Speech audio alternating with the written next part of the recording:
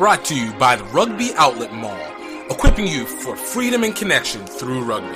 Find out more at rugbyoutletmall.com. Hey, what's up, everybody? Welcome to another great episode of Grow Rugby. My name is GiftTime Bailu, and I'm glad and so happy to have you here on a brand new week. It's been a heavy week. It's been a heavy last 3 weeks. I guess it's technically been a heavy all year round, but even more so, obviously, with everything that happened and, said my stuff last week. I'm not going to lie. Sometimes you got to get all that pressure out of you, and there's a lot of internal conflict that goes on. But, I feel good. We've seen a lot of changes. We've seen a lot of progression, a lot of symbolism and virtue signaling.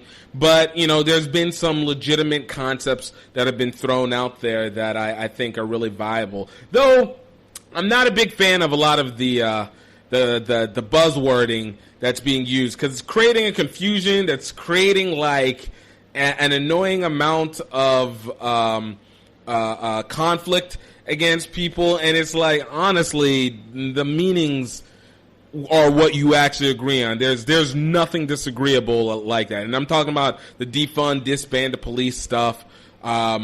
Like, the buzzwords defund and disband are already very controversial. Great for catching sight, terrible for implementing what is actually being said, which is basically, hey, let's take off some burden from cops. They don't need to be this militarized, nor do they need to be the world, the national solver of all problems, and then subsequently also the giver of it doesn't make sense. And honestly, it's like, yeah, you want people to be an expert in their respective fields, and that if there's a situation called, that the dispatcher sends the right people and not just a one-size-fits-all set that are not prepped for every situation. And you're just asking too much from just humans, like, it's predictable. So I hope they change the buzzword, because it's a bad buzzword, as opposed to just be like reallocation, reformation, and not just reformation in just policy, but reformation in departmental and all the systemic elements that comes with police and everything like that. So anyways, it's good to see that there is stuff that are moving forward, and I hope that it continues to, and not even hope, no, it needs to make sure it continues to, and that it doesn't just stop with protesting, because a lot of people are going to start feeling like, oh, we protested, so we did our job. And it's like, no, this needs to go further. So the protests need to make sure it continues to put pressure on those who are able to make changes, and not doing symbolic things like kneeling in kente cloth as a means of trying to show solidarity. Make change. You literally have the power to do the changes. That's your solidarity. Write legislation. People be so crazy. But anyways, Aside from that, we got a great interview today. Nicholas Walcott from Chicago, a Chicago Griffin. You guys might not have heard of this guy, but this guy's got a story. This guy played overseas professionally. He's been in the marketing game. He's been a major contributor to the USA Rugby Club Chicago Griffins. Not to be confused with the Lions, the rivals, but the Chicago Griffins. And he's a guy that has started to find himself more and more in a prominent role in the development of the clubs in the community, as well as the growth within the city of Chicago. Third biggest media market in the U.S., and obviously a place that, if you know about the U.S., has always had a lot of controversy with it, but it has been a place where there's a lot of talent and potential, from sports to entertainment to commerce to healthcare and so much. Famously, AIG is housed there, and they were the ones that kept bringing in the All Blacks to the to Soldier Field in Chicago for the games against the U.S. and then subsequently against Ireland. So like this is a place that has it, and he's been able to be impactful. This was a great conversation. It was, look, this is a longie. This is a longie, but it is worth the listen, and we just really go in. This is another one that could have gone for 3-4 hours, and And it's not even to say that other ones that didn't go that long weren't good. Like, they were great. It's just there's so many little details and so many stories that sometimes you get kind of caught up in the minutia of it, and you're just like, yo, I'm just so intrigued. So this is me being fully intrigued. Nick, great guy, really, really focused, really dedicated rugby guy. I know you guys are going to really enjoy this. And we're back to having sponsors again. So obviously I want to bring back our first sponsor, Rugby Outlet Mall. Go to www.rugbyoutletmall.com. Look, we are about to start launching off so much of our products. Right now, our premier product is going to be our Singapore to Tokyo Any Way You Can documentary series. When I tell you we are getting rave reviews, and I'm about to show you these reviews, you guys are going to start seeing it, but when I say we are getting rave reviews for how well the documentary is set and how much it means, it's, one, very humbling and very touching for me, considering that, being a part of it and having been able to help develop and, put it together along with my friend Jason Bray. But to be able to know that people aren't looking at it as just a guy that we know. It's actually something that we legitimately engaged in. So it's going. It's kicking off more and more. We want it to be shared to as many people because, especially in this time when we're talking about COVID and it creates separation, when we're talking about solidarity and creating, dismantling racial divisions and racial myths and recognizing that we are an equitable component to society in terms of everybody. We're an equitable component to it, from Black lives on, and seeing what we can do in other cultures, what rugby impacts. Like, guys, this is a real one. This is a real one.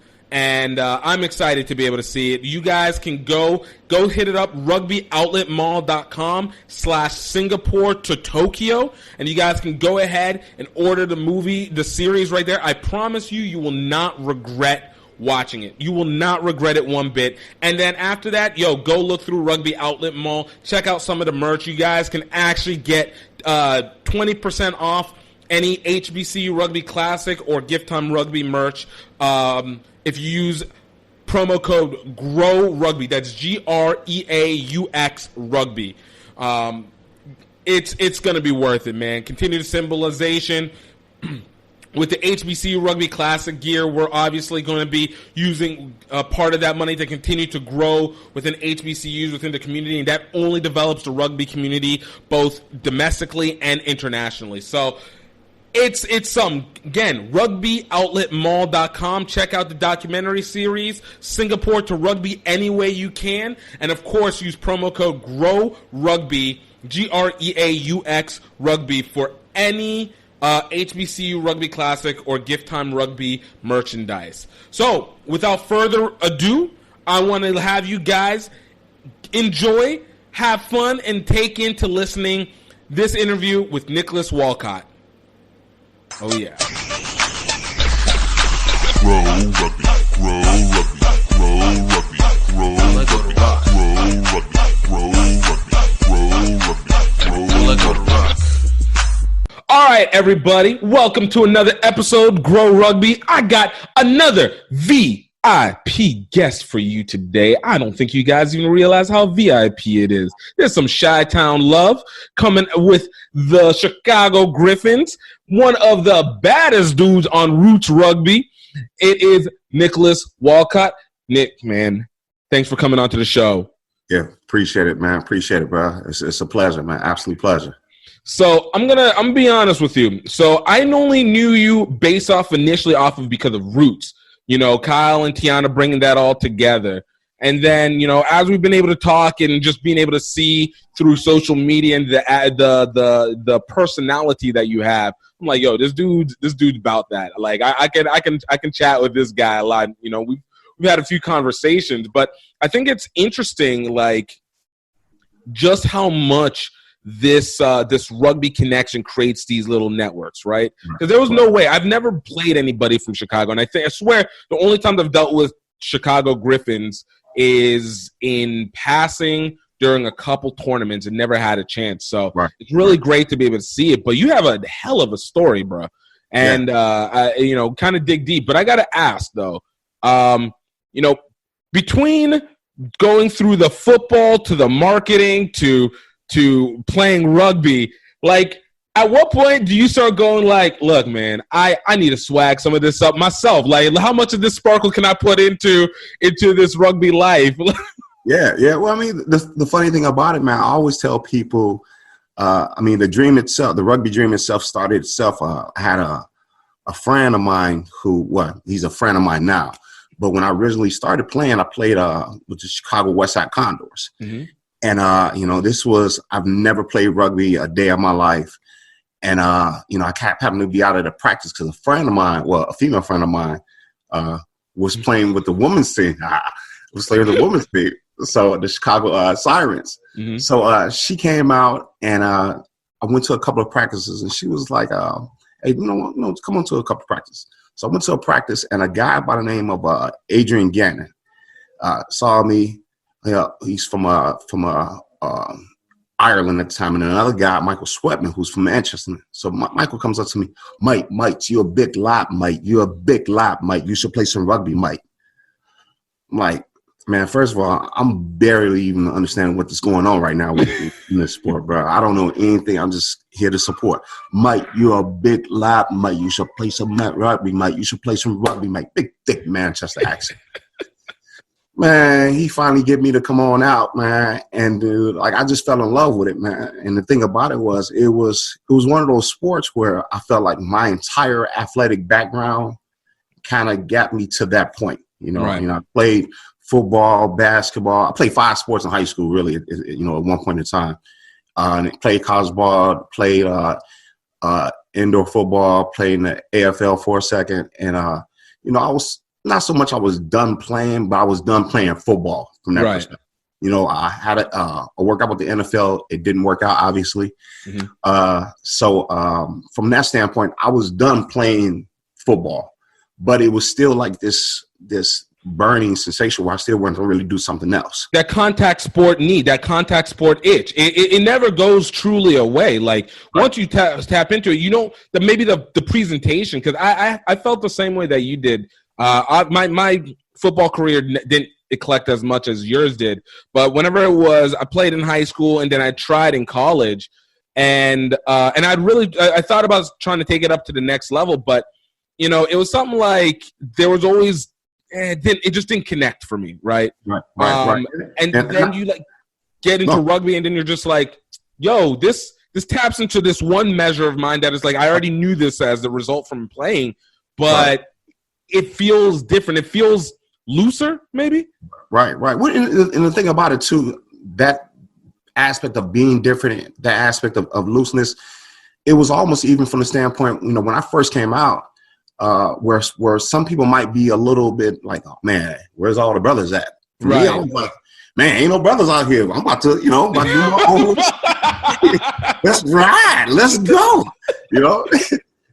And then quickly I start saying like, yo, there's some athletes out here too. You know what I'm saying? You know, I kind of toned it back down. But at the same time too, it was kind of like, yo, like, this is cool, man. Like, I'm about to jump into something, man, like ain't nobody even really paying attention to right now. You know, at the time anyway.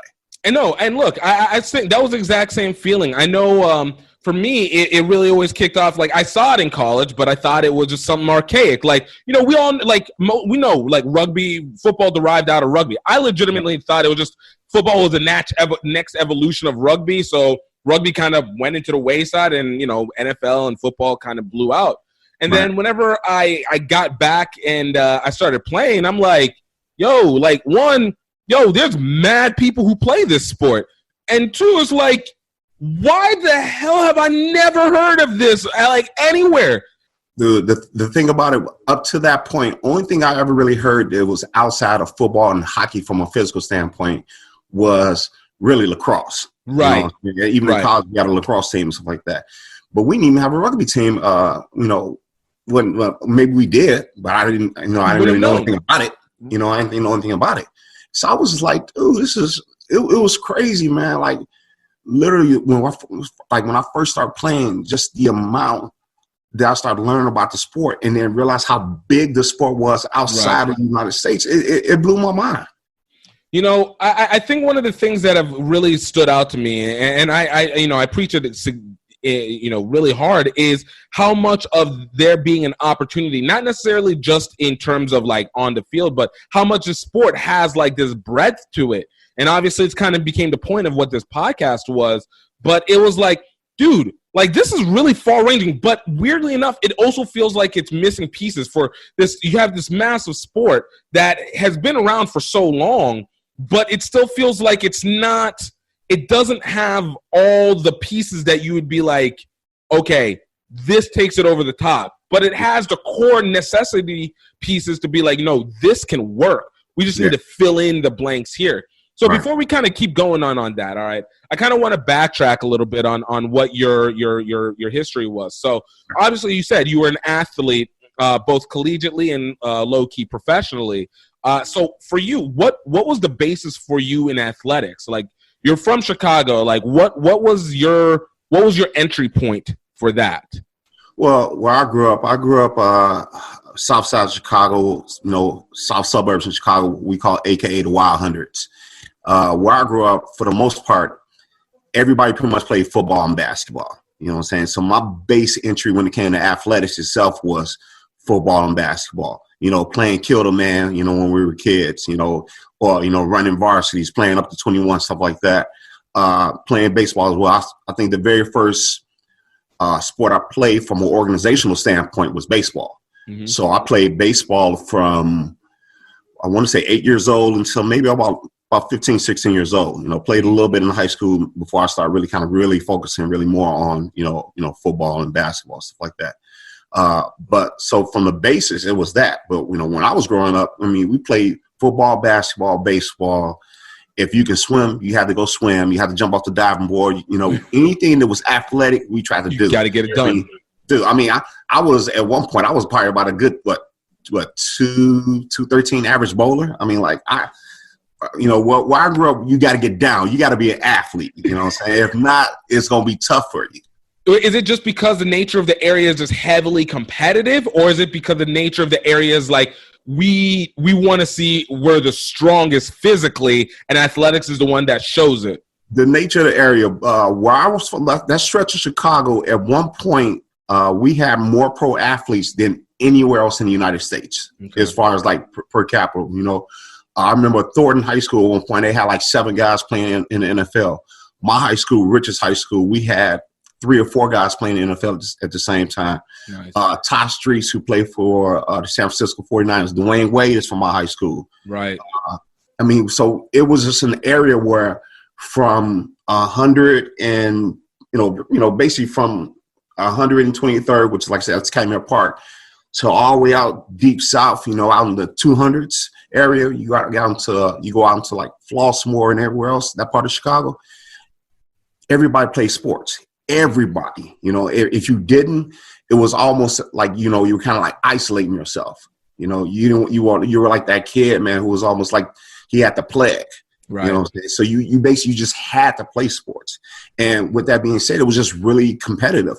Even on my block alone, my block that I grew up, we had, including myself, I want to say it was about 10 to 15 college athletes. Wow. You know what I'm saying? So you're talking about like battles. My brother was a Division II All-American. My neighbor across the street played at he was all Big Ten at University of Illinois. Like we had straight battles against each other. So, we were just all super competitive. Everybody wanted to beat each other at all times, right. So it was just one of those upbringings more than anything else. And that makes sense. And again, it goes back to that. You almost like, I feel like it almost felt like a bunch of big brother, little brother kind of thing, and you're just developing within that element.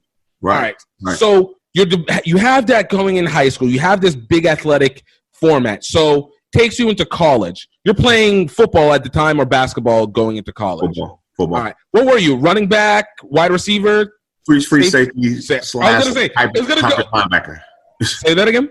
Said free safety slash like hybrid linebacker. Okay. You know, And like in today's game, definitely, I could probably played a little bit more, linebacker. Back then, just because everybody wanted their linebackers to be 6'3", 6'4", sometimes. right.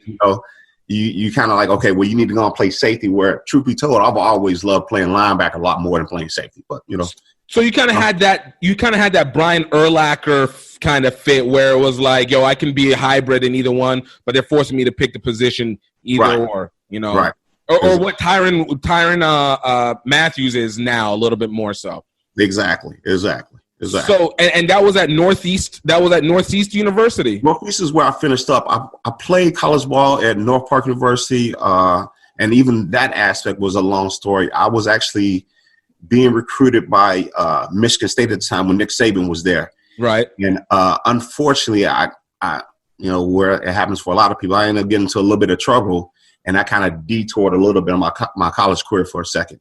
So Northeastern was supposed to transfer into Northwestern to play safety there with one of my close friends there, and he actually passed away on the practice field.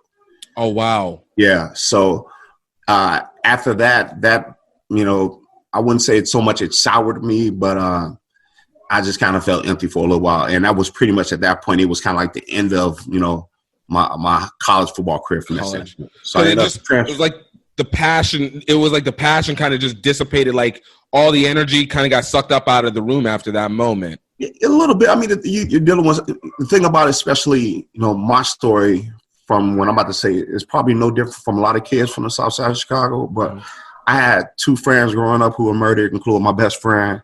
This was going into that senior year.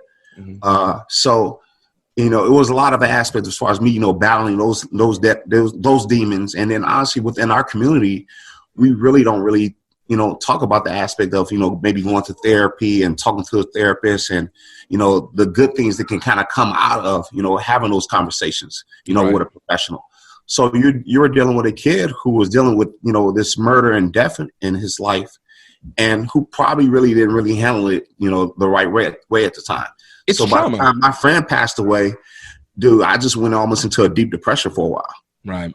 No, and that's really so poignant, because it is that's a sitting trauma. And look, from a lot of entities, and we're talking about, it probably was a catalyst trauma, but we're talking about probably years of issues already building up to that point.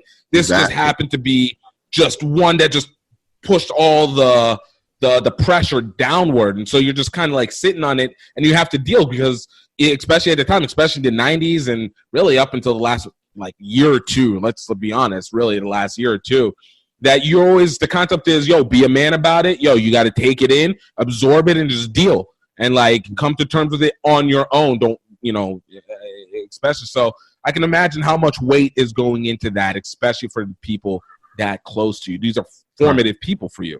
Right. Yeah. So what ended up? Oh, yeah. Go ahead. I was going to say, so what ended up taking you over to trying for the AFL? Just at the time, I had a buddy of mine who was playing at Quad City, man, and just felt like, man, I should be, I still should be playing some football. So I ended up doing that, and then I ended up playing in the AFL for a few years. And then I had another friend of mine who played for the Indianapolis Colts at the time. So he was like, yeah, listen, man, I understand everything what happened, man, but man, you just got a lot of football left. Let me go and get you ready for the pros. Let's go and get, work on our 40 time, bench, all that stuff. Everything that you have to do as far as getting ready for the combine itself. And, we'll kind of go from there. So I did that, was working hard, doing what I need to do as far as preparing myself for that particular combine. It was basically was almost like a scout combine. Right. So it was arena teams there. At the time, the XFL actually had just started as well. So it was. This is about 2001-ish. Right. So the original XFL. So there were arena teams, more arena teams there, XFL teams there, and a couple of NFL teams there. And everything was going great. Actually, I did 225 on the bench 21 times. Nice. And when I was running my 40, I tore my hamstring. Dang. Tore my hamstring. I remember getting helped off the track itself, and that was the end of the combine. I remember going back to my car, and when I got to my car, I was literally in tears because I heard it pop. I was in a tremendous pain, and then even besides that, in the back of my head, I was like, you know what? It's over with. Right. You know, the dream is done. It's done. So once that happened, I don't think I really played any sports probably for about a year and a half, where I was just trying to wait for my hamstring to kind of grow up. To heal up. And the hamstring takes forever to go. Like, I remember when I popped my hamstring, actually doing that for college, running the 40. And I remember literally just hearing it. And I've never had any major injuries up until that point. And you hear pop, and it's just like your leg just goes stiff. And you're just like, what is happening? And, you know, it's one of those that, like, it's low key. It takes forever for that to heal. And that mental setback on it where you're just like, yo, can I run again? Because you feel like it doesn't feel bad after a few weeks, but until you start running again. And then you're like, yo, I can't move it. And then the months that it takes for it to, like, the point is, I get what you're saying. Yeah, like, yeah. It took so long. I remember the doctor at the time gave me a couple of different options. It was, okay, you can have surgery, but if you have the surgery, you know, you probably won't ever really be able to, play sports the way you want to play sports ever again. Right. He's like, or because it's a tear, but it's not a complete full tear. He's like, you couldn't necessarily just rehab it and, kind of see how things go. Now today, if something like that was to happen, you get the surgery, you're back on the field probably, 3 to 6 months. Back then, you talking about what, early 2000s, I didn't know what was going on, so like I said, I just went on elected to just rehab it and see how it goes. And it took me, like I said, probably about a good year and a half, almost close to 2 years, where I felt I can actually run full speed again. Yeah. And not worrying about it actually pulling or popping or tearing. Right. So with that in mind, all right, and with all that buildup, what was the time between whenever your hamstring finished basically getting to an acceptable point of healing to whenever you started playing, whenever your friend introduced you over to rugby? Man, 6 years. Okay. 5 or 6 years. Basically, so it wasn't just like out of sports for 18 months. Like, you were out of sports. Out of sports. But yeah, I was done. I was done. I was done. I was beyond done. It was funny because at the time, so D-Way ended up getting drafted by the Miami Heat. And then another one of my buddies was Lance Briggs, who's the all-pro linebacker for the Bears. For the Chicago Bears, yeah. Right. And then another one of my boys was Corey Patterson, who ended up getting drafted by the Chicago Cubs at the time and played center field for the Cubs for Corey's with the Cubs, I want to say about 6 or 7 years. Yeah. So right at that exact same time, I had 3 people that I really knew who were, they were playing pro sports in 3 different sports. Okay. So up until then, I was like, okay, I need to finish up school. I finished up school. Cool. And when I was finishing up school, I was like, okay, well, I need to have some type of job where I'm trying to make certain things work. So I ended up working in insurance for my uncle for a second. And then I ended up taking this job at this nightclub. And when I ended up taking the job at the nightclub, I ended up getting introduced to that whole, nightlife in general. Right. Promoter life. Right. So by the time Lance gets drafted with the Bears, Corey gets drafted with the Cubs, and then Dwayne gets drafted by the Miami Heat. Right. I've actually been working off and on in the nightlife in Chicago for about 3 years or so, to the point where I'm like, okay, you know what? I see a lot of promoters making a lot of little money, man. I could do this, and I got boys already playing in the pros, so why not just start handling all my boys' parties? Right. And that's basically what I did. So from that time of not playing, over the next 6 years, I've turned myself probably into, with the help of, some of my other business partners, shout out to Big Six Entertainment. But I turned myself from somebody who nobody never even heard of in the nightlife scene to probably the biggest promoter, if not the biggest promoter in the Midwest at one point.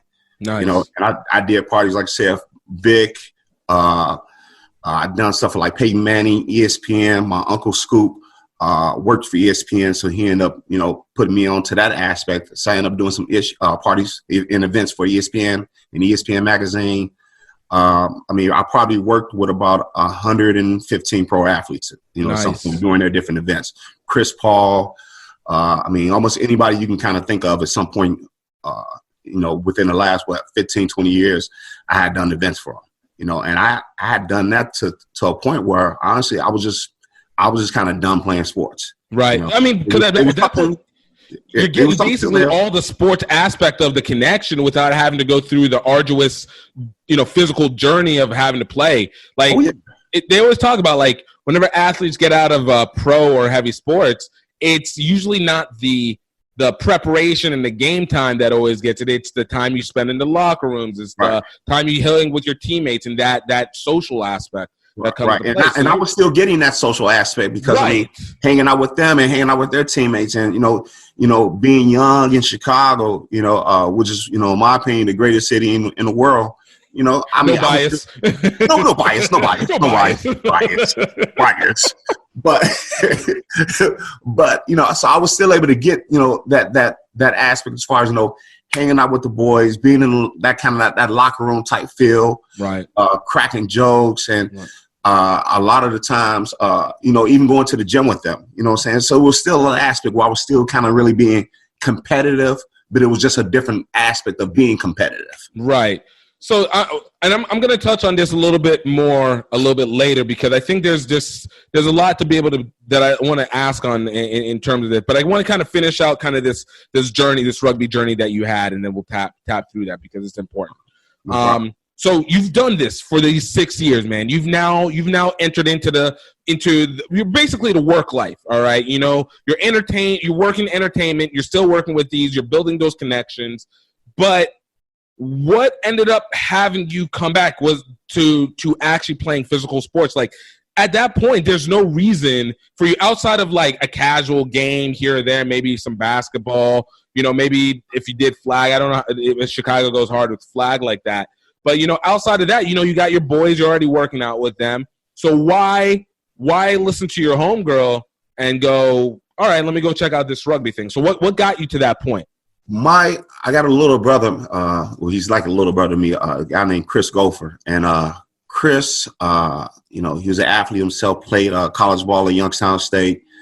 Played arena ball as well. And Chris was kind of chasing that NFL dream, And truth be told, I really felt. I remember watching him work out and how passionate he was as far as trying to chase that dream. And I remember in the back of my mind, I was like, yeah, man, I wish I would have, went on, kind of refocus myself and just try it one more time. You know what I'm saying? So it was like this aspect of like, being happy where I was, but not really feeling fulfilled as far as what I did athletically. Right. Always kind of feeling like, man, I'm a great athlete and I never really got a chance to really see how great I could really be, right. So it was just this always constant nagging where I was happy, but deep down when it came to sports, I wasn't happy. It was like, watching football and then be like, oh, he ain't better than me. I could do that. Look, man, I could have been like, I know exactly how they go. That could have been me, but I remember one time, I was hanging out with Lance one time and it was me, Briggs, and a few other guys, and they were just talking. I was like, man, none of y'all better athletes than me. And they all like looked at me and I was like, what? Like that. And I was dead serious. You know what I'm saying? And and everybody in the room, they're all NFL players, Right. Briggs, it was Bob Sanders. I was like, dude, y'all not better athletes than me. I was dead serious, So it was that aspect where it's like, you know what? I don't know what I'm going to do, but if something was to ever come up, maybe I should probably take advantage of it, take a chance of it, working out again, not really thinking about if it was going to be rugby or even if it was football, but just like, let's kind of maybe start staying ready a little bit. Right. You never know. So you're doing these, you're still doing these workouts. And then how'd she end up broaching this to you? Like, because look, let's be honest, when it comes to rugby, aside from the fact that we never really know about it prior to, But it does go back into it's not really a sport that people in the black community typically know about. And if they do, it really goes into this is a strong white boy sport. I always, and to this day, I still call it. This is like Tommy Boy rugby from that movie Tommy Boy, like the beginning where everyone's just like drunk and you're like, no, this is some frat shit, something like that. But for you, whenever your homegirl like brought this to you, like what was it that was like, okay, let me go test this out. Let me go see what she's talking about. Well, like I said, for her, she was really just trying to meet some new friends at the time, So for me, it was really more being, supportive of her. And then when she actually ended up probably quitting maybe like 2 or 3 weeks later. She was like, it just wasn't for her. Right. But for me, once I really started to really kind of like pay attention to it a little bit, I was just really intrigued. I love the aspect where it was kind of like a little bit like football because I played basketball. I also could see the basketball aspect of it. I think sometimes when people talk about rugby, they constantly compare it to football, and the sport itself is a little bit so much more. It's that aspect of it's like football. Don't get me wrong, but it's also like soccer. It's also like basketball a little bit. If you are a kid, especially how I grew up, when you playing point guard, being able to set your man up, that's all rugby is. Right. So for me, when I was just really just watching the sport, I was like, man, dude, this is it's really interesting, And then by the time they finally got me out to a practice, I'll be honest with you, I think I was sold the very first practice. Yeah. Very first practice. I couldn't have been no more than about 15, 20 minutes into the practice, and I had so much fun. I literally said to myself at one point in my head, I was like, dude, I should have always been playing rugby. I'm serious. That's kind of how I felt. That's real. Like, it had a similar effect even for me, because it was just like, so I know for my first practice, it was the competitive side that really kicked off. And it wasn't really like we did anything significant. It was good. Like, it was practice is practice. But I remember whenever I was there and we started doing like just basic cone drill stuff, like endurance. And it was just like, I would start running and then they kept going. And I'm going and they're going. And I'm going and they're going. And I'm slowing down and they're going. And I'm starting to slow down and I'm like, these old dudes who are like getting going. I'm like, I can't let these guys do it. They're like their mid-30s, 40s. They're still chopping out like that. But, it had, it had that aspect, But it was just like, it catches in, and then you just like, okay, these dudes are cool. Oh, we doing stuff afterwards? Right. It was funny because I remember I was listening to Slum Village at the time, and they had a verse where he was talking about, man, he's from Michigan, man, but he should have been born in Great Britain. And I've always loved that verse because when I first started playing rugby, I was like, man, dude, I wish I would have been born in, New Zealand or England. Boy, might be in a premiership right now. What's going on? Like that. So which was, that was kind of how that, that goes more into that story itself. But that was part of why when I first started playing, I was always in the back of my mind, like, dude, at some point I gotta get overseas. Right. So I got to get overseas. The more I started learning about the sport and just understanding how big the sport was outside of the U.S., I was like, well, I got to get overseas. I got to get overseas. So, look, you go on to this club, and Chicago Griffins aren't a slouch club. Like, this is a legit club out in these streets, hard. And this was about what year? 2007, 2008? Well, I played with the Chicago West Side Condors, which was like a Division II team. Okay. Division II, well, they were Division III, and they just promoted to Division II. Mm-hmm. So I played with them for about a year and a half, maybe about 2 years. Mm-hmm. And I was paying attention to the Griffins and the Lions a lot. Mm-hmm. At the time, they were playing in the USA Super League. And I was like, well, look, man, I love the sport, but at some point, if I really, really want to get better, I'm going to have to play against better competition. Right. And I got 2 Super League teams right here in the U.S. Right. Right here in Chicago. In the state, in the city. Right, in the city. So I was trying to get some information about the Lions, and I was trying to get some information about the Griffins. And then it was actually one of my friends with the Condors was like, listen, one of our boys just went over to the Griffins last year. A guy named Corey. He plays wing just like you. You know, why don't you reach out, go talk to him. There's another guy over there named Brendan Brown, and, you know, just go talk to them. So I reached out to both of them, and I decided to come out to a game. So I get out to a game, and lo and behold, I realized that Brendan Brown's a brother. So I'm like, more of us? Another one? Right, you know, another one? So I'm talking to Brendan, man, and BB, you know, who's just an absolutely beautiful brother. Mm-hmm. You know, BB's talking to me, and he was like, man, yeah, dude, you know, we'd love to have you over, man. This is a great club, man.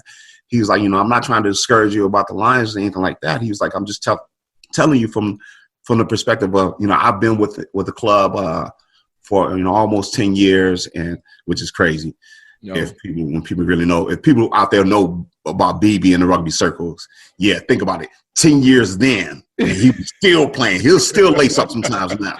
Look, one thing that had really always kept me about rugby was the longevity that people have in the sport. Like, there's something about, like, you're getting hit, but you think, okay, you're going to break down after 35, 40. No, man. These dudes, 50, 60, 70, still going hard. And for some reason, like, personally, I've always hated playing old boys because I swear their bodies turn to stone. It's like it's fat. It might be expanded, but it gets harder for some odd reason. Right. Now, and I take pride of that. I mean, because even for myself, I mean, I played rugby on the D1 level until I was 40, 41 years old. So like that's what I'm saying. Like that's an underestimated access. Like to be able to do that. Yeah. Exactly. Yeah. So BB, man, at the time, like I said, he I just felt comfortable. So I ended up, you know, playing with the Griffins, you know, and from that perspective, it was the greatest decision I ever made in my life, just because one, the guys, they're absolutely great. They've always been great. But then two, I was able to kind of experience like the rugby culture. At the time, the Griffins, we had our own bar called the Black Rock. Mm-hmm. And I think we were probably one of 2 or 3 team clubs in the whole U.S. who actually had their own like actual team bar. Like an actual bar that was dedicated to them. So I was able to kind of see that aspect of it. We were playing the USA Super League, which at the time I was the, you know, top premiership level to play rugby in the U.S. So, you know, you were able to play against guys who have played on Samoa's national team and Tongan national team, and, you know, guys who are overseas from England and New Zealand and Australia. So you were able to play against some really, really top level competition. Right. And at the same time, too, the club was just so inviting where it was like, okay, I didn't feel like right off the bat I had anything to prove. I just really had to learn how to play rugby. Right. You know, and from that perspective, it was a beautiful match. It was a match made in heaven. You know, you were dealing with somebody who was definitely hungry, who wanted to get better. And then I was able to play with a team who were accepting of me trying to be able to, you know, grow and be a better rugby player as well. Right. It was a platform that would actually be able to nurture what you needed and actually feed the hunger the way it needed to be. Because that's and which is tough in and of itself, regardless of the club. Like, especially if you want to be able to make sure you're gelling with people, 2, to make sure that you're being able to get pushed past your already known max. And you already have that from doing a little of the AFL, from doing college stuff, and especially just from, you know, formative years. So you're already going to have a natural proclivity to being like, yo, I can go hard. Like, let me see how hard we can go. Exactly. And then, you know, so do we have that? And look, during that time, during the Super League time, I think that was about the time that I started playing rugby, right in the middle, like 2009, 2010-ish kind of time. Right. Like, what was that experience for you like? Because, you know, that was, I guess, the second iteration of professional rugby at that point, and we're talking semi-pros at that. Like, what was that like for you at that moment? I loved it. I mean, similar to where the MLR is right now. I mean, you're talking about 12 teams. So, you know, you were playing in New York, you were playing down in Atlanta. Down when life came up, you were playing in Dallas, San Francisco, Old Puget Sound, which was DC. You were playing up in Seattle. So, I mean, Colorado. So, I mean, we were traveling all over the U.S., man. So from that perspective, like the road trips were a blast. The competition was fantastic, but more than anything else, you can kind of see where the sport was starting to go. Right. Obviously, the demise of the Super League is well documented, but you can see how the seeds were starting to be planted where you're like, okay, this sport is about to blow up. Right. It's about to blow up. It's had the right nurturing pieces where it has what it needs to be able to start to seed, to sprout. It has what it needs to sprout. Right. And for somebody like me who was, coming from, an American sport background, right. I can see it. I can Exactly. see, okay, you know what? You can really, really grow this sport if you really kind of take care of a few different things and start getting more high schools and colleges involved. Like I remember when I first started playing, even, right here in Illinois, I think we might have had, 13 high schools that were probably playing it or something like that. Mm-hmm. Colleges that were playing it, but it was more like a club standpoint. Right. Compared, like, you look up today, I think it's like 60, 70 high schools in Illinois to play rugby. All the colleges have a rugby team, even if it's just a club sport itself. They all still have a rugby team itself. So you can see where the sport was starting to grow. And I think that's an interesting point there. But during this time, what was happening with the promotions? Like, because now you got weekends that are now taken, and when it comes to entertainment life tonight, the weekends kind of are the biggest time. Right. It was. I was still throwing parties. I was still throwing events.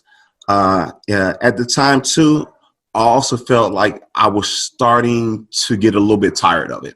I had did it so hard. I mean, I was going out 7 days a week, basically 7 days a week. The drinking, the party aspects of it, and don't get me wrong, it was the most fun I've ever had in my life. Right. Well, not the most. That's another part. But it was up there. But it was up there. Top three. We're top three. Top three. Top three life experiences. It's up there. Like, national promoter. Boom. There you go. But I was starting to get a little bit stale of it. Like I said, just the hassle of it all. We had a night in Chicago, which we had a Friday night at this club called Minx. Right. And we probably had the best, party, the best party in the city, as far as I'm concerned, on Friday nights. And then we were just dealing with a lot of little different mess when it came to the city, and then other promoters not really handling themselves the way we handled ourselves. We have always been a company and a group of partners that, we always felt, was more about making sure that we have a good name. The money is going to come. Right. Sure that people really come to our events. They have a really good time. We make them feel like they're family, and we kind of go from there. And we just start seeing that a lot of the different things as far as with the other promoters, that was starting to bleed into what we were trying to do. So I was starting to get a little bit aggravated from that perspective, and a little bit tired as far as just the wear and tear of, having to go out, having to make sure that you're staying relevant in order to make sure that you're meeting new people and getting people out into your events.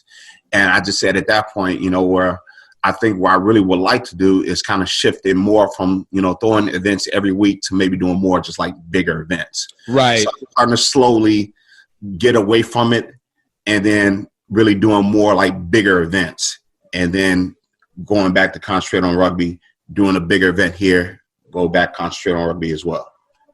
No, and I think that I can see that. I can see how that would go. Especially, I would assume, especially as the more that you're doing it, going into the rugby lifestyle. I mean, a lot of those same elements are starting to bleed in. We're talking about the socials. We're talking about the interactions. So it's almost like you're getting this layering of everything, which is great. But at some point, there's going to be a balance off that has to. Occur. Like, you get the wear down gets real, like you said. Yeah, like, in our community, what we say, doing too much. Yeah. You're doing the most right now. Doing the most right now. Yeah. I was doing the most at that time. And I was like, my body was like, bruh, if you don't give me a break, there's going to be some issues from you. It's going to be some major issues for you if you don't give me a break. So it was kind of a perfect storm where by the time I really start getting focus on rugby. Mm-hmm. I was starting to, tail off as far as, wanting to be in the whole, nightlife scene, 7 days a week, Right. and I made some nice money where it was like, you know what, if I really want to kind of like take a break from that, I could, and it really wasn't going to really affect me or hurt me at the time. Okay. So that's good. So, all right. So you're playing with Chicago Lions, you're playing in Super League and, I'm sorry. Yeah. Sorry. Chicago Griffins. I'm sorry. Chicago Griffins. You can get shot for that. I know, right? That's all. Yo, let me check myself. Come to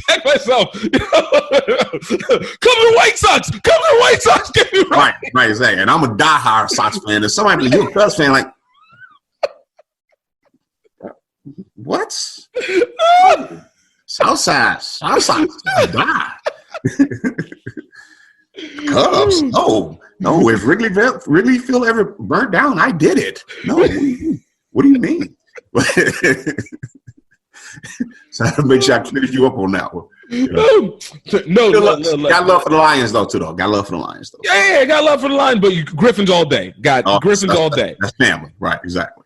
So you're playing with the Griffins, and then Super League ends up coming to an end. Right. It ends up shutting down on itself. So at that point, it changes up the way. I know it's still D1 club still happening, but it changes the way that you guys are trajectorying. Right. So you go from that point, and you find yourself in Manchester. All right. How did this pathway go? Because it's almost like you spoke it into existence of what the goal was of, I want to be able to go overseas. Right. So what happened between your time with the Griffins and then you getting to play with Limes Rugby Football Club in Manchester? Okay. All right. Well, basically kind of what happened was Super League had pretty much just disbanded at that time. So it was done. There were conversations about trying to put something together, which they ended up doing. I think the Pacific or whatever league was, but it was more like West Coast. Right. At the time, I wasn't about to be moving to the West Coast. So I was just trying to figure out as far as, what could I do to really kind of still keep my dreams going? Because for me, my dream was always, I want to get on overseas. Mm-hmm. And to whatever level I can, I want to try to get over to the pro leagues overseas. I had done enough research. I knew England had 5 levels of their pro levels, and I was like, I'm trying to get on overseas. Well, at the time, remember I told you, I was still doing events as well. So Chicago actually had hosted, and this is before the whole rugby weekend, they hosted a national match. It was USA versus Ireland's second team. Right. Remember, like it was 2012, 2013. Right. This was about 2010. Somewhere around there. Okay, so this was before the big Scotland deal that happened in Houston. Right. Okay. This was a match that was played at Toyota Park at the time. Gotcha. So it was the USA versus Ireland, and it was somebody else as well. I can't, excuse me, but let's say for the most part, let's talk about USA versus Ireland. So it was USA versus Ireland, and at the time, like I said, I was still doing events. So I reached out to USA Rugby, and I was like, hey, if you guys need any help, with the event, kind of let me know. I ended up getting connected with a guy over in Ireland, and then on Ireland's national team, and he was like, listen, hey, if anything, we can probably need somebody to be like, the chaperone and ambassador, with Ireland. Make sure that they're good as far as after the game, and whatever, have a good time. So they ended up giving me a pass. I ended up staying on Ireland's on their sideline, and talking to a couple of different people. One of the guys I talked to in particular was a guy, Roger Wilson. Now this is before Roger Wilson became Roger Wilson. Mm-hmm. At the time, he was playing on Ireland's second team.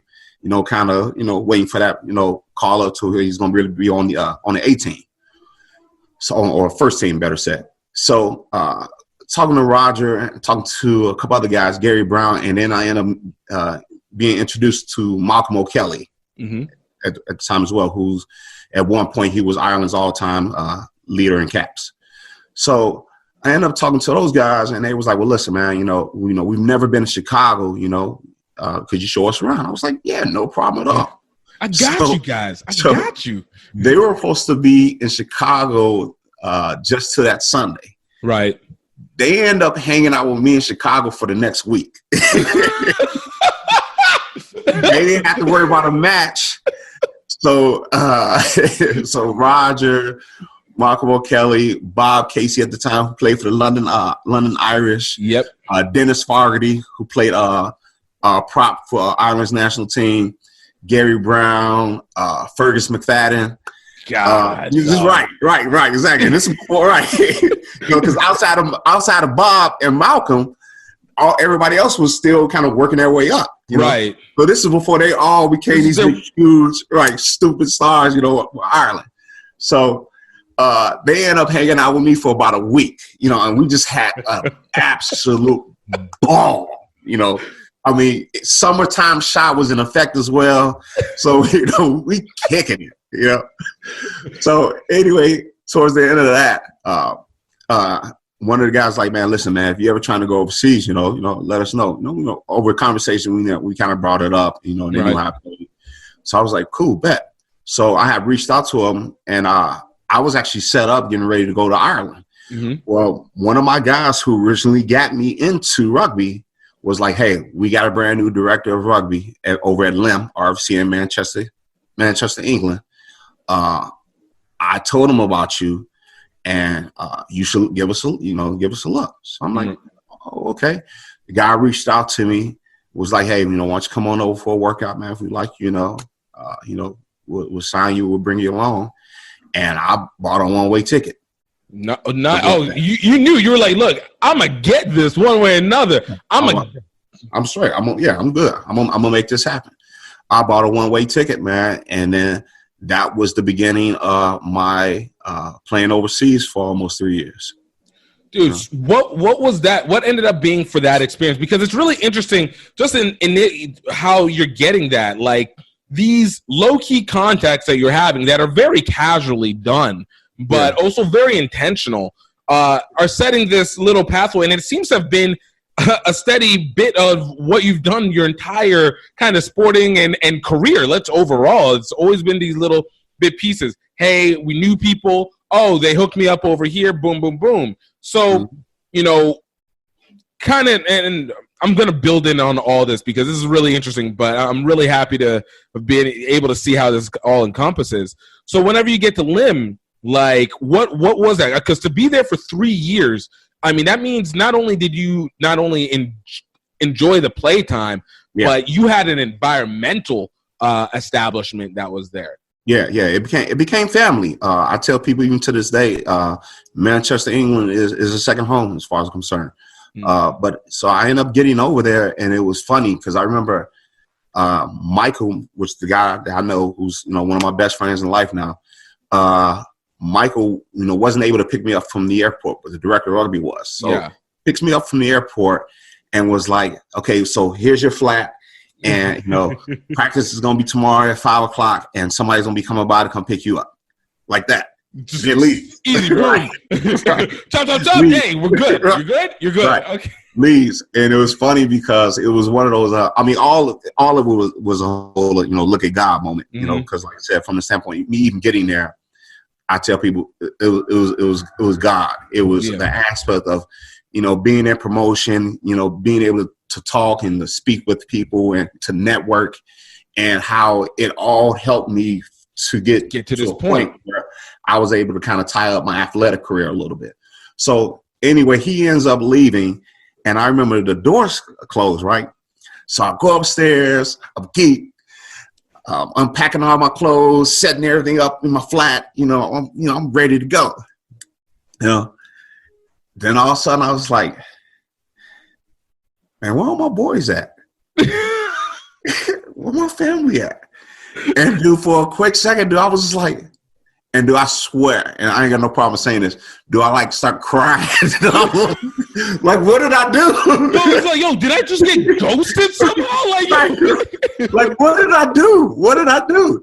And then I was like, dude, it's cool. You got this. You've been preparing for this, your whole life. You got this. Let me ask this. Was that so going overseas, Was that your first time going overseas? That was my first time going overseas. I mean, I had traveled, to like the Caribbean and stuff like that. But that's not like overseas. Oh, right. Like, Exactly. Like, okay, I'm gonna just go over like a slightly larger body of water. No, I'm overseas. Like whole continent difference. Right. I'm gone.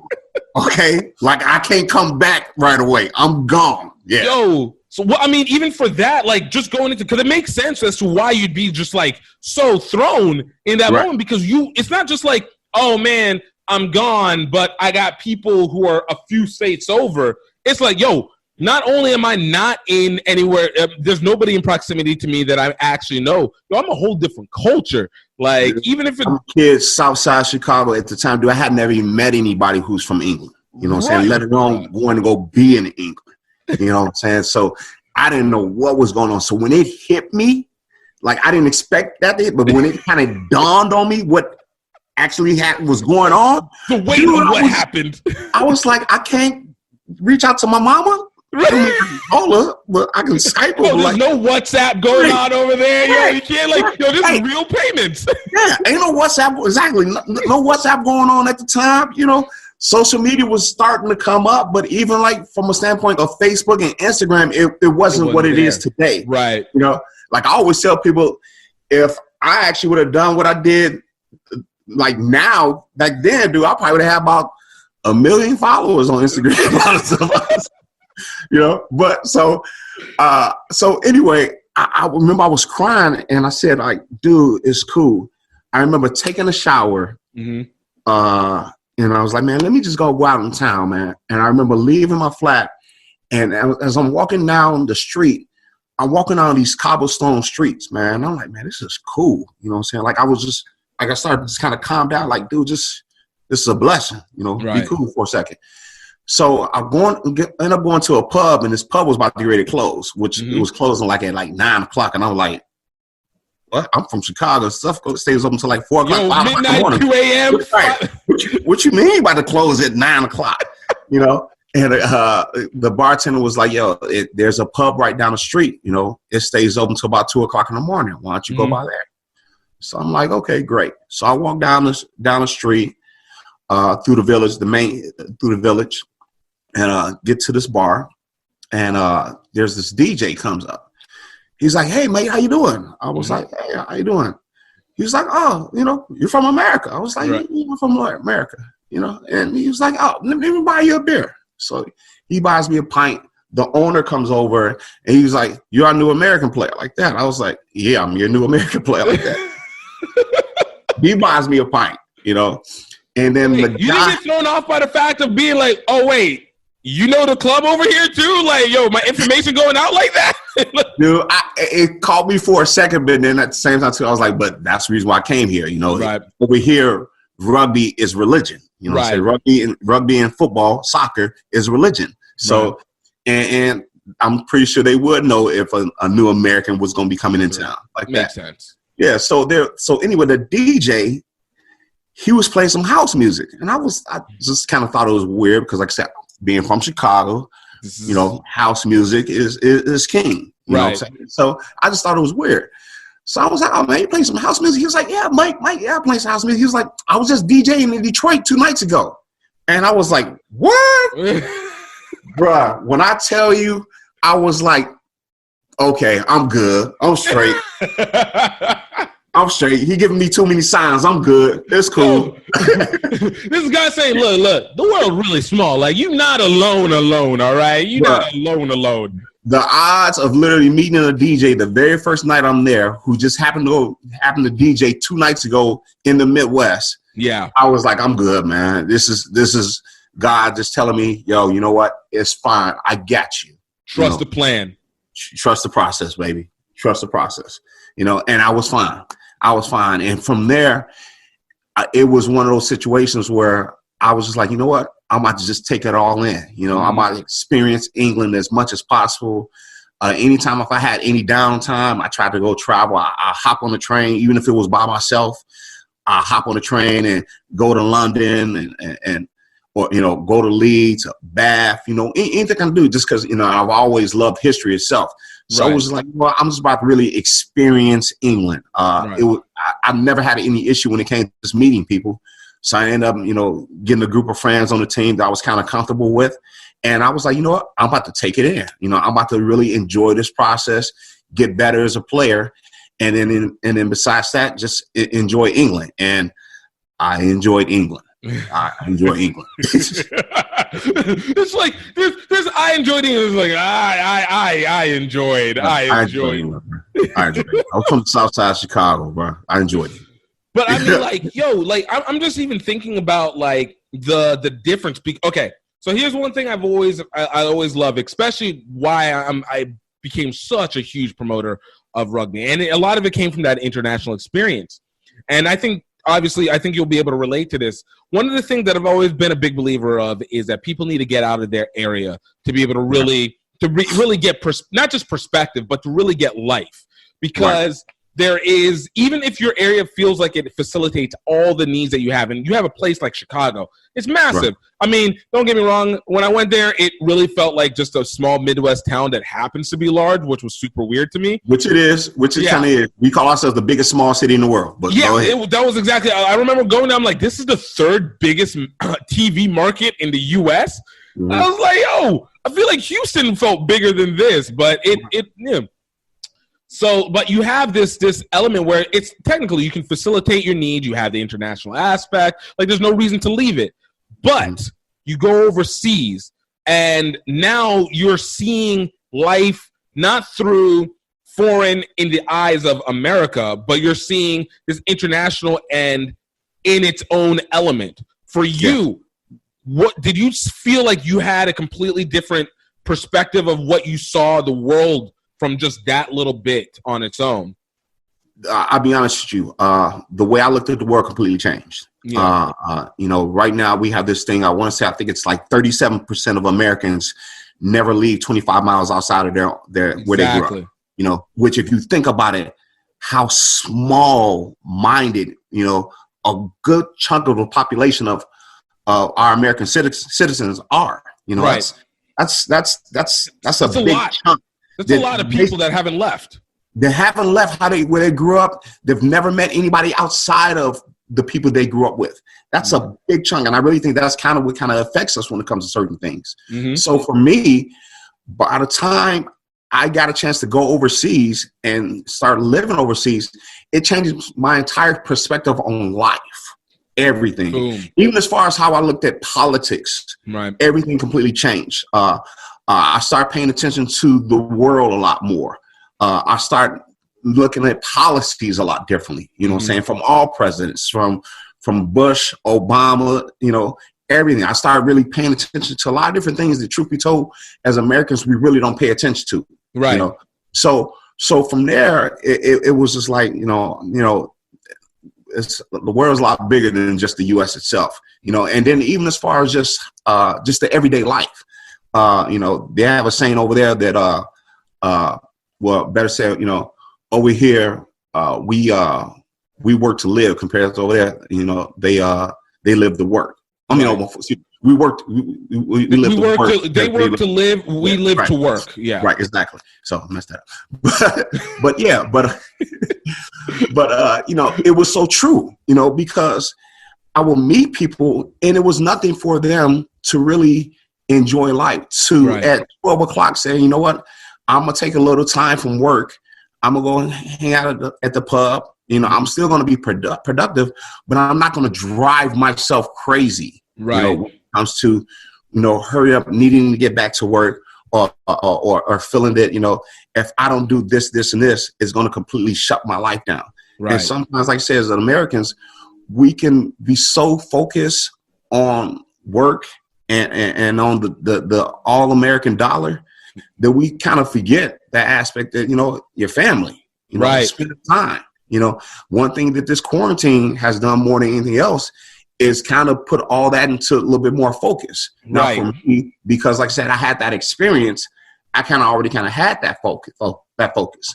But it's putting that focus in for a lot of Americans where it's like, you know what, I've been so stressed out, man, about my boss, about this and that, man, I haven't even been paying attention to the fact that my son can dunk now. You Right. know, I didn't even know that. My daughter is a world-class skater, and I didn't even pay attention to it. You know, this stuff, like I said, when you talk about overseas, they just don't think like that. Right. They don't think like that at all. So it changed me completely as far as how I looked at life. Dude, and I think that's real because look, I guess contextually, like I've traveled most of my life. My family's from Nigeria, and so you know we'd go overseas and go to Nigeria. But there's a difference between knowing it as a kid and understanding it after you've had the experience as an adult. And I felt it far more intrinsically after I started going to Asia the last few years, where it was like just the things, like you said, things that you thought were big just ain't really that big prospectively. You know, some things like even when we're talking about cultural myths or cultural elements that people will talk about, you know, being overseas, where, you know, there's some elements here and there that might be factual, but it is wild how misconstruing the information about other cultures are through the lens that we're given. And This is even from somebody, you know, you're talking about someone who's like, I've learned stuff, you know, you take stuff in, but you go and you're like, nah, man, I didn't have this. I didn't have it. Perfect example, Vietnam. I remember the first time whenever I was heading to Vietnam, I totally thought Vietnam was still like a mad war-torn after the Vietnam War kind of country. You know, sometimes you have that area that doesn't really recover. You know, it just kind of got hit, and then you're just like, it's a slow build. And so I remember about heading over there, and I'm like, man, this is going to be interesting. Bro, I get over to Vietnam, I'm like, this place is the most beautiful freaking place I've ever been. Like, these people are chill. They're crazy, but in a good way. But it was like I was like, match. I've never been to a place, and this will resonate across Asia, Japan, and all the countries else. But I've never been in a place where I felt so ungodly safe that I was unsettled by how safe I felt. It was because you'd go into it thinking, okay, no, this place is going to be problematic. Yo, hey, you need to watch. And of course you keep an awareness, but I never had that. I never had an area where there was threat around me. And it even proved itself, but you don't get that unless you travel. You're only going to have the perspective look of what you've been taught or what you've seen. So to be able to go overseas, which I recommend to every kid, especially in a place like here in Baton Rouge, where it's one of those where people don't leave out of here very often, but let alone go overseas. It's like, yo, you need to go overseas because, like you said, the way that you end up looking at the world completely adjusts and completely changes over to that. So, okay. So now you've been in Limes. Just quick, what was your first game like in Limes? In Lehman.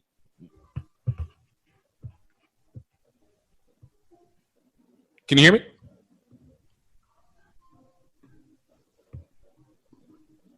I lost you for a quick second there. Okay, no worries, no worries. What was the last thing you said? I'm sitting there, I'm like, yo, he's going in slow motion. I was like, okay. We either kicked into the Matrix or, this thing's a lag of a moment.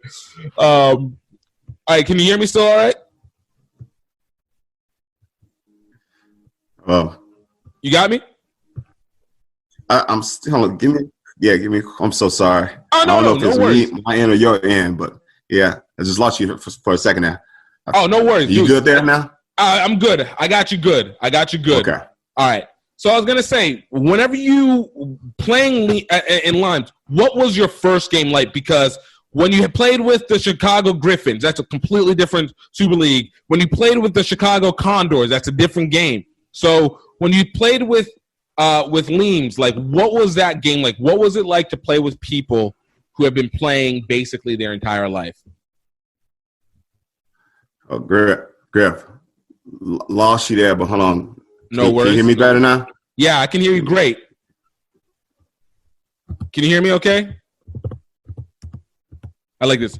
Can you hear me now? Can you hear me now? Can you hear me now? Oh, I think I lost you for a little bit. It's all good. It's all good. I'm sure my internet's not acting up. All right. All right. You got me now? Yes, sir. Yes, sir. All right. So I was saying, whenever you first started playing for go ahead. Yeah. Can you hear me okay now?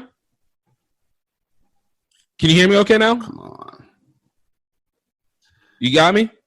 Yeah, I can hear you now. Okay. I can hear you now. So when you first started playing for Leams, I got when you first played your first game for Leams, what was that experience like? Because you have one that's with the Chicago Griffins, and that's entering Super League. You have it when you started with the Chicago Condors. What was that like comparatively? Can you tell me what each of those first games were like, and what was your take? Because we're talking about literally 3 different levels of culture, let alone skill.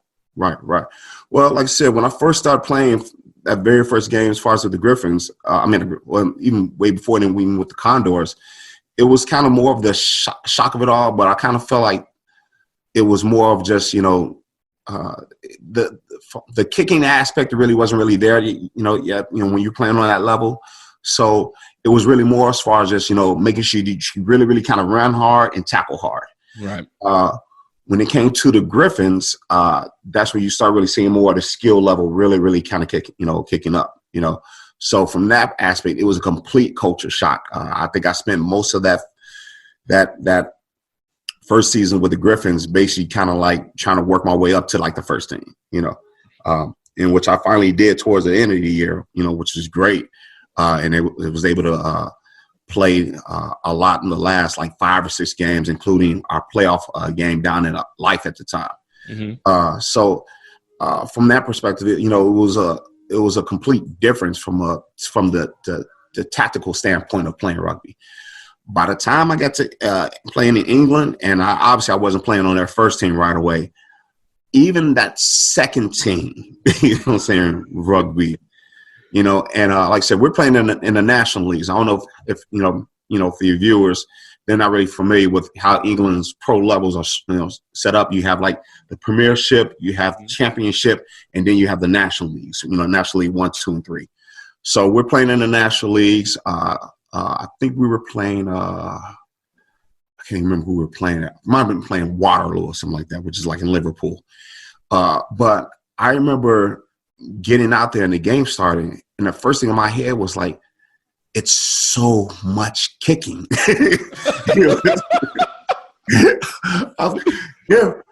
I'm running, right? Because I'm playing wing at the time. Oh God! Some people, right.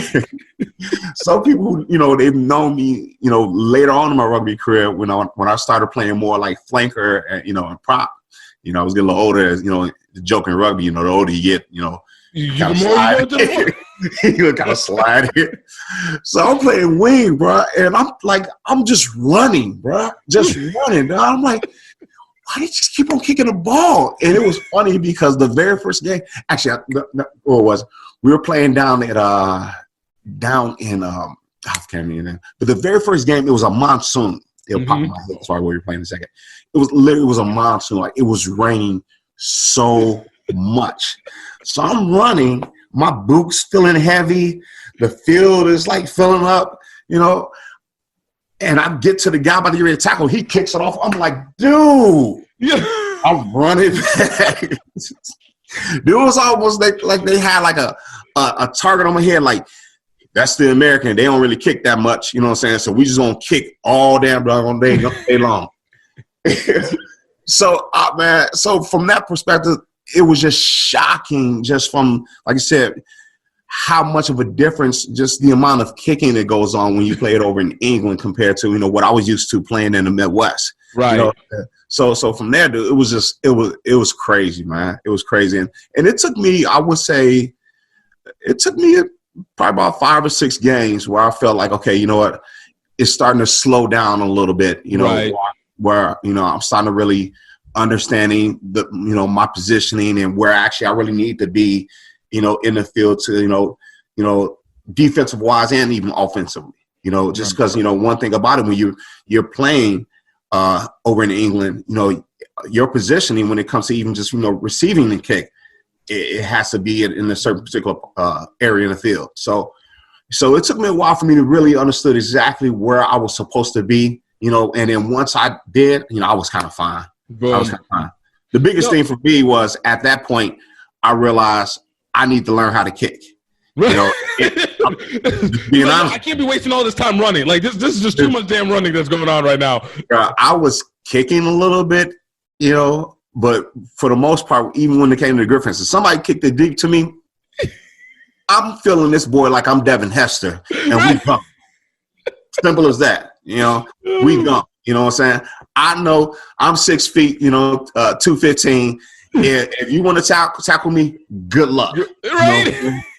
Good luck. You know what I'm saying? So, whatever. Because I remember even at the start of games even when I was in England, I remember I lined up at the start of the game and guys like, that's a big ass wing how to tackle today. Like that. So I really wasn't even used to kicking, man. And I was like, you know what? I got to kick. And then, like I said, my buddy, again, Michael Sweatman, he was like, look, after practice, we're going to just start staying out there. And all we're going to do is kick.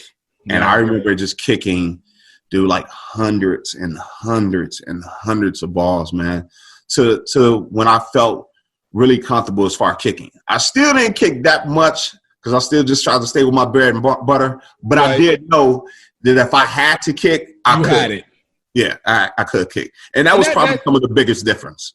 It's something similar to when I was talking to Phil Thiel a little while ago on another episode, and I asked him about whenever he played the All Blacks, and I always said, like, yo, what is the difference between playing at that level versus others? Because the presentation of rugby is basically the same at all levels. You pass, you tackle, you kick, yada yada yada. But what makes such a difference between these guys that have been playing all their lives versus, and obviously there's, IQ, but like, what is the biggest difference? And he was like, it would be a situation where I would go in and I see the guy and I know he's about to have the ball. And I go in and I tackle the hell out of this All Black. And I get up and the guy doesn't have the ball. And it's just the speed, like it's the speed and the quickness of that knowledge of how to move the ball. And it sounds like it was the same with you with kicking. It was like, it's not so much that you didn't have the athleticism or you didn't even have the talent, but these guys are moving the ball in a different way because they're seeing the field in a much wider scope than the I guess the limitations that we would have been used to, or you would have been used to. Right. And like I said, even to piggyback off what Phil was saying, just even as far as the passing, how quick they were getting the ball out of their hands, it was just like, so it almost kind of catches you off guard a little bit because, you may play against, like I said, when we were playing in the Midwest, even in the Super League at the time, you might play. I remember San Francisco was a perfect example at the time. San Francisco Golden Gate. Yeah. Right. They were probably one of the better teams in the U.S. Super League at the time when it came to just getting that ball out of their hands. That ball was in the scrum. You better believe that ball could be all the way on the other side of the field within probably 10 to 15 seconds, if it even took that long. I wouldn't even say even took that long. Right. They were probably one of the few teams that I remember they were so quick as far as making that transition, getting that ball out of their hands. When I got over there, every team you played with was like that. Jeez. Every game. It didn't make a difference if it was first team or second team. You could be looking at a third team game. You could be looking at an old boys game, and you will be shocked about how quick they got the ball out of their hands. Right. How quick they move the ball from one side of the pitch to the next side of the pitch. So from there, man, I'll tell people more than anything else, it's that aspect of playing the game so long that everything is like second nature. One thing about where we're trying to go right now as a nation, as a rugby nation, is being able to have kids where they've been playing the game since they were 5 and 6 years old. Right. So when they're doing things, it's second nature to them now. You know what I'm saying? So it doesn't make a difference. It's just like that. They're not even thinking about it at the time. It's muscle memory at that point. Right. So for me, and like I said, Phil, I'm pretty sure he felt the same way, or anybody else who's ever played like high level rugby. It's that aspect where you're going against guys who, from a muscle memory standpoint, this is just them walking and chewing gum at this point. Right. They've already done their proverbial 10,000 hours, and it's just in it. It just is. It no longer is. I'm trying. It just is. I make this play. It just is. I do this checkmate move or whatever. This chess move. Exactly. So, and you had that for 3 years, which must have been amazing, and just being able to get that aspect. And then you end up coming home, and then I'm assuming you just get back to playing rugby just as normal. So, well basically, kind of what happened was, I was over there off and on for about 3 years, about 2 seasons. Came home, and I was actually about to get ready to, probably head back overseas at the time. And then I met a young lady. Well, not so much I met. There was a young lady I had known for years that I kind of always was kind of chasing and stuff like that a little bit. That one crush that's always like been sitting in the back. Right. And honestly, we just started dating, and then and look up. We were about to have a kid probably about a year later. Wow. So it was one of those situations where I kind of felt, she gave me the option where, I probably could go back overseas. Mm-hmm. I didn't really think it was probably the smart thing to do, just because, I grew up with my mom and dad, in the household at the same time. And I knew how important that was to be, involved in the house. So I never really gave it too much of a thought as far as, heading back overseas, and I had a couple other bigger clubs at the time, because I actually played so well towards the end of that season, where I had a couple other clubs that, knew about me, have reached out to me, and I had some connects also as far as in the championship. So I definitely thought about it as far as, going back over and, maybe trying to continue my rugby career from an international perspective. Right. But at the time I figured, like, you know what, dude, you 35, I was 35 at the time, mm-hmm. 35 years old. You probably might have maybe 1 or 3 more years left, maybe something like that. Why don't you, similar to how when you were ready to make that transition from that nightclub scene, maybe it might be time for you to start making that transition from rugby, to, being a father. Right. And I was still able to play, with the Griffins for, a few years, not full time anymore, right, but, a little bit to the point, where, I still was able to kind of scratch that itch. I was about to say, satisfy the itch, but it's not going to take it, like, I'm not maximizing the right, situation like it was before. Right. But I was actually to a point where, honestly, those old demons that I dealt with from some of the tragedy I had, from growing up and in college and stuff like that, I was finally at peace. I didn't really question what had happened in the past anymore. I didn't really feel bad about my football career anymore. I was finally at peace, because I know, at least for a few years of my life, I was able to get everything out of my body, and I was able to see exactly what type of athlete, I was, even at the ripe old age at that time of, playing in my, my early 30s, but I was still able to see exactly what I could have been, if, some of those, different things didn't happen, Right. And like I said, I pretty much, started to go into fatherhood, and simple as that, man. That's kind of how that dream kind of ended from that perspective. So this is where I want to come, and I'm glad that we had the whole setup on that, because it provides the other aspect that I always say, which is what ends up coming as a result of being able to have this. And you've touched on it so many times, where it was your networks. For you coming off of these rugby experiences, what have you seen as kind of the sown seeds that have come from these networks? Because you talk about, like, your best friend, Mike, coming out of Leams, your friend that allowed you to enter into the Griffins, to the Condors, and then subsequently using them to get you into the Griffins and all that, like, all this network connection. How have you felt like it's been able to provide some maybe interesting opportunities more now that you're not maybe playing as much? Well, I think right now I'm still involved with the Griffins from a board member standpoint, and helping the club out as far as that. And then I'm, talking to some people over at the Lions as far as us really trying to work together, the two clubs as well. So for me now, I think my biggest thing that I need to do right now when it comes to rugby is, as long as it doesn't affect little man, because another conversation, because he's an athlete as well. My thing is, what I want to do right now is grow the sport even more in Chicago. Right now, I think we've had this, I want to say, culture in Chicago where a lot of the clubs didn't really, deal with each other within the Lions perspective and the Griffins.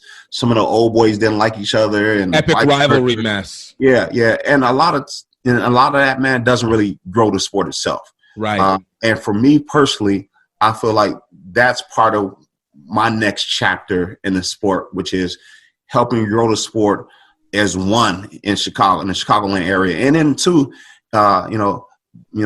being an African American, being able to expose the sport to, kids who look just like me, right. Being able to talk to their parents and being able to relate to them, being able to talk to this business owner and tell them, hey, this is why you should probably, invest in this particular sport. This is what you can kind of get out of that investment itself, So I feel like I'm in a unique position right now where I feel like the next chapter of my rugby career is going to be a lot bigger from a national perspective and a lot more involved as far as really actually growing the game. I've been meeting people, involved with USA Rugby, and I got friends who with the MLR. I'm really hoping at some point Chicago was able to actually have a franchise, and to be involved with that aspect. But to be able to promote the sport within my community is probably one of the biggest things that I really want to do right now, because it's such a great sport. Right. And it's so many opportunities you can get by playing a sport. And it's so many people who are just playing football and basketball. And the odds of you making it to the NBA and NFL, it's tight. It's a fraction of a percentage. Yeah. And I'm not saying that, playing rugby, you have better odds making it to the premiership, but you can play some great high-level rugby that will allow you to travel and to make a career and to be able to set yourself up for the next, 40, 50 years. Right. And to have that in a sport where it's just not a lot of kids look like you, So that's my biggest thing really right now, is making sure that I'm just constantly trying to grow the sport. And then, like I said, too, try to grow the sport a little bit more in the Chicagoland area, especially within our community. It's always been a personal mission of mine within that, especially outside of the pitch, because I think sometimes it can get to a point where it's like, let's get black people into the sport. Oh man, the athletic change up, blah, blah, blah, blah, blah, blah, blah, blah. And yes, that can be an aspect, but I've always felt like when it comes to rugby, you have an opportunity to make up for the sins of the past, where you can say, look, this is a historic enough sport where you're not building it from scratch, but this is a young enough sport where you can have something that's different. You can see the plausibility of having black professional owners, or even black travel rugby teams, because the way that the culture of rugby works, you can be professional and being able to travel and play in these tournaments all over the world, all over the U.S., without maybe necessarily working within a structured league per se. But we want to make sure that the competition is high, and that is an organization of finding, again, the right tournaments or creating the tournaments. And then it goes to the people who are able to do these things around it, whether it's in event coordination, promotion, whether it's logistics or anything like that.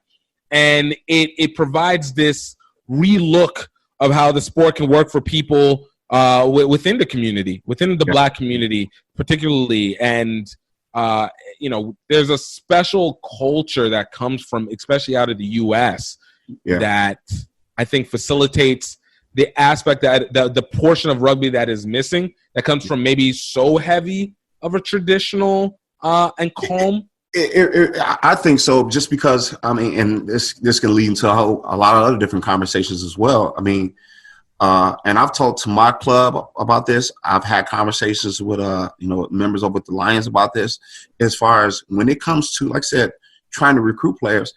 And man, if you're dealing with a kid, you know what I'm saying, from,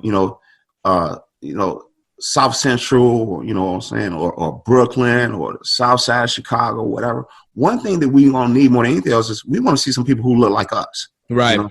So it's important that if you're really, really trying to grow the sport, you need to start hiring a lot more African Americans to help promote and help you grow your sport. Right. It's hard for you to say you're trying to grow the sport when anytime we look at the representation of the sport, you know what I'm saying, from a national level, from front office level, even with MLR, you don't see a lot of us. Right. You know? And you have to have us in order to actually even grow the sport. It even comes down to, and like I said, this even leads to other things. I've always told people I don't have an issue when it comes to MLR clubs or Super League clubs in the past bringing in foreign players. Now, but I will tell you this, though. I don't like it when it's a situation where we're bringing in so many foreign players, we're not really paying attention to growing our own players.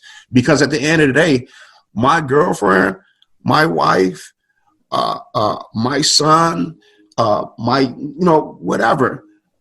neighbor's kids, they might not know who Dan Carter is. And I'll just say Dan Carter because that's been some of the rumors. They're not going to know who Dan Carter is. So, yes, within the rugby community, we know.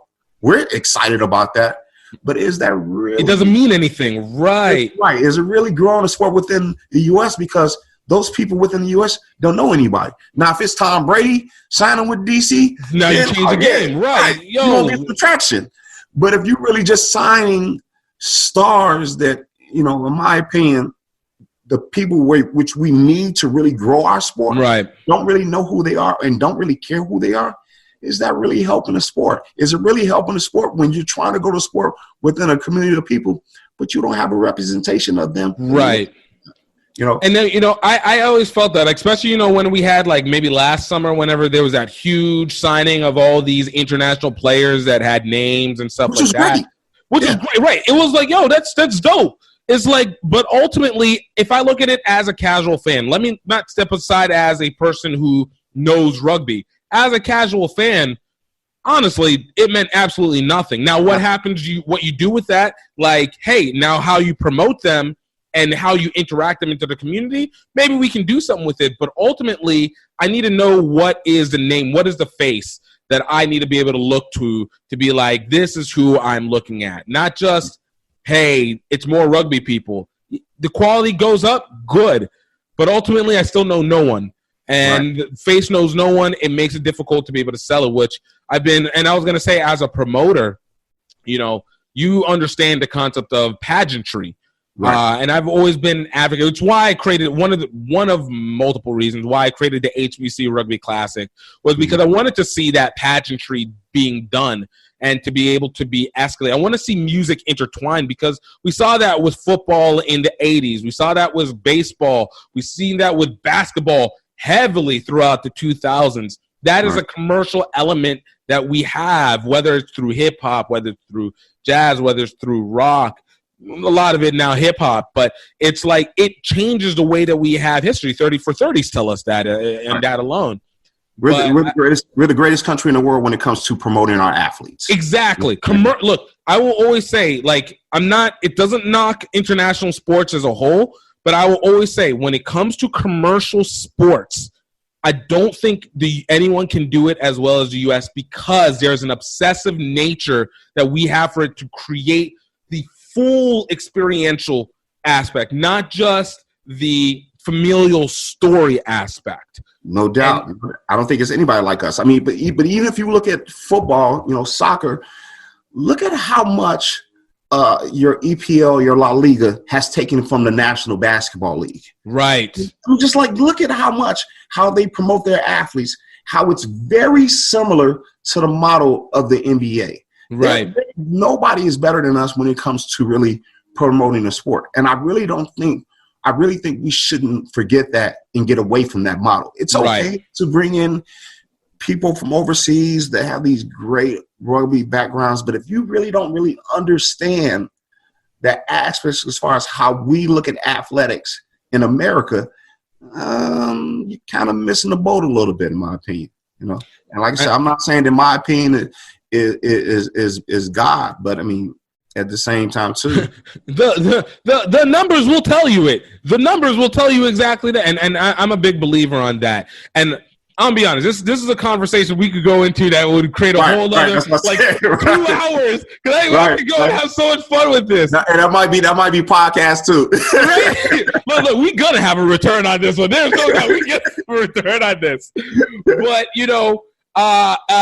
for the sake of not overwhelming with information, the audience, but for you, when it comes down to what you believe is, what was probably the biggest lesson that this journey that you've taken so far has come to you to this point, that you said, like, maybe one or two things that you would say is poignant for whatever the next generation of athletes or rugby athletes specifically, or Black American, African, whatever athletes entering into this realm? Like, what is one lesson that you feel is particularly important to what you've learned on this journey? Just being open to experience different things, being open to experience different people, not being scared to be different. You know what I'm saying? You don't have to be a football player. You don't have to be a basketball player. You don't have to be a baseball player. You can be whatever you really want to be. And when it comes to the sport of rugby, there's nothing telling you that, hey, you can't make it big in this sport. There's nothing that anybody is saying that, hey, well, you can't play this overseas. You can't do it. No, you can do whatever you want to do. And it's very easy for people to kind of hear somebody say it, but I'm a perfect example of that. I'm a perfect example of somebody who was open enough to say, okay, you know what? Let me learn as much as I can. Let me be open to meeting as many different people as I can. Let me be open to taking a certain level of criticism so I can get better, and doing all of that helped me get to where I needed to get from a rugby perspective and in a lot of aspects of life in general, but I would say definitely just being open, and being okay to know that it's okay for people to criticize you. If they criticize you, that means they care about you and they're trying to get you better. They want you to be better. They want you to be a better person. They want you to grow. They want you to grow as an athlete. So, if there's any lesson I learned, it was that, from my time, from when I first started playing rugby to when I stopped playing, I never felt that I couldn't, stop learning. I was always trying to learn. I was always paying attention to other people and how they went about their day-to-day as far as getting ready for a game, or how they handle certain situations, or sitting there and watching film, and what can I do to be better? What can I do to improve my game? Not thinking that I'm the greatest thing, since sliced bread. No, what can I do, to be better every single day? And that's the way I attacked it. Every single time I got on a rugby pitch or I got on a practice pitch, I was always trying to figure out what I need to do to be better. Because I just felt like in my head, I wasn't good enough to the point where I felt that I should, think that, I'm the greatest thing since, so I was always trying to get better, Oh, dude, that's real. That's not just rugby lessons. That's life lessons right there. Yeah. Man, Nick, man, I really appreciate you coming through, bro. Oh, man, no problem at all, bro. No problem at all. Like I said, anytime, man, you want to sit down, we had this conversation, I'm fine. I'm like I said, I'm still involved with rugby. I'm also this big, huge racing dad right now. So that takes up quite a bit of my time, because my son is an absolute beast. I have no problem saying that. But no humility. Don't have that humility now. Yo, my son is amazing. It's my son, So that takes up a lot of my time because he's first and last as far as I'm concerned, and so is my better half. especially everything that she's going through and part of her medical profession is going through. They're the first thing that's in, that's in my mind on a regular basis. But, man, I'm always here. I'm always open to a conversation. I love talking about rugby. It's the greatest sport in the world. I'm so blessed that when God gave me an opportunity to, get back into athletics, he said, I got something perfect for you, and he gave me an opportunity to run with it for 15 years, man. And it was the best experience I ever had during that time. Amen to that. Amen to that, man. Thank you so much. No problem, bro.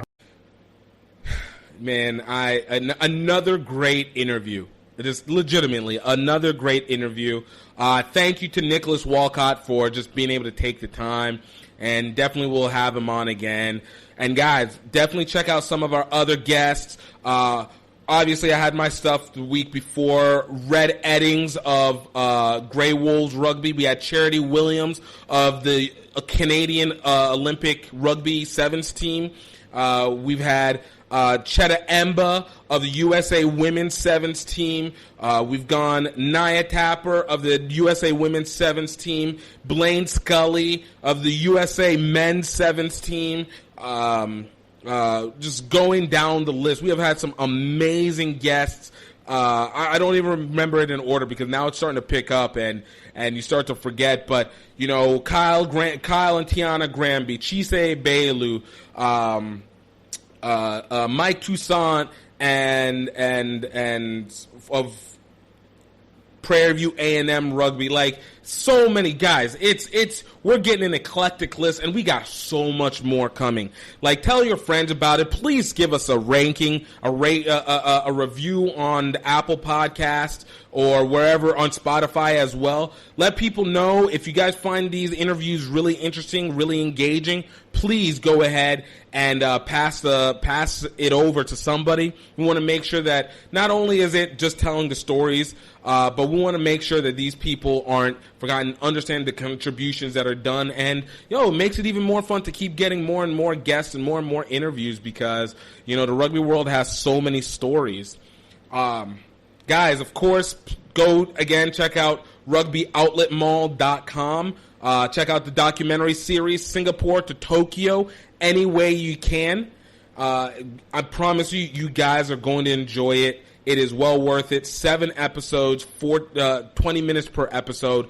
It's a quick and engaging watch, and you guys won't regret it. But in the meantime, I hope you guys have a great week. I hope you guys stay healthy, happy, and highly favored. My name is GiftTime Bailu, and I will see you next week.